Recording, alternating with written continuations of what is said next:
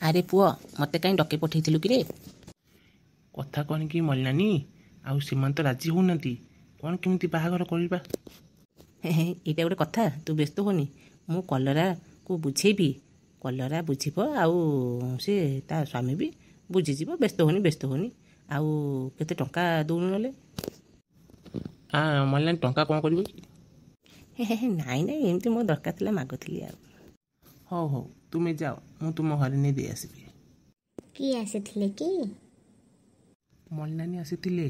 ଏଇ ଯେଉଁ ବାହାଘର କଥା ଆମ ପୁଅର, ସେଇ କଥା ମୁଁ ବୁଝିବା ପାଇଁ କହୁଥିଲି। କ'ଣ ହେଲା, ସେମାନେ ରାଜି ହେଇଗଲେ କି? ନାଇଁ ରାଜି ହେଉନାହାନ୍ତି। ଆଚ୍ଛା ତୁମେ ଗୋଟେ କାମ କରୁନା, ତୁମେ ଯାଇକି ଝିଅର ମାଆ ସହିତ ଟିକେ କଥା ହେଉନା ଯାଇକି। ହଁ, ତୁମେ ବି ଠିକ୍ କଥା କହୁଛ। ମୁଁ ଯାଏ ଟିକେ ଝିଅର ମାଆ ସହିତ କଥା ହୁଏ। ଠିକ୍ ଅଛି, ଯାଅ। ଓହୋ, ଆଜିକାଲି ପୁଅ ଝିଅ ବାହାଘର ଭାରି ଟେନସନ୍। ଡ୍ୟାଡ୍ ବସିଛନ୍ତି? ହଁ, ଆଉ କ'ଣ କରିବି, ବସିଛି। ଆଉ କ'ଣ କହୁଥିଲୁ? ମୁଁ ଛୁଟି ଆସିନଥିଲି କି? ସେମାନେ ପୁଣି ଫୋନ୍ କରିଛନ୍ତି ଯିବାକୁ 8 ଦିନ ପରେ। ଆଚ୍ଛା ହଉ, ତାରି ଭିତରେ ଆମେ ତୋର ବାହାଘରଟା କରିଦେବା। ହଉ ଠିକ୍ ଅଛି ଡ୍ୟାଡ୍, ମୁଁ ଟିକେ ବାହାରକୁ ଯାଉଛି। ହଉ ଯା। ଆଉ ଆସିଲା ବେଳକୁ ମୋ ପାଇଁ ଟିକେ ଜଳଖିଆ ନେଇ ଆସିଥିବ। ଠିକ୍ ଅଛି ଡ୍ୟାଡ୍, କୁହନ୍ତୁ କ'ଣ ଆଣିବି?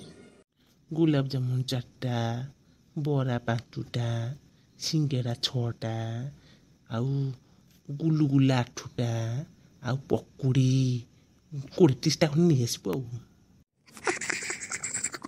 ଏ ଡ୍ୟାଡ୍, ତୁମେ ଏମିତି ଖାଉଛ? କାହିଁ, କ'ଣ ହେଲା କି? ଖାଇବେନି କି ଆଉ? ନାଇଁ ଖାଅ, କିଛି କଥା ନାହିଁ।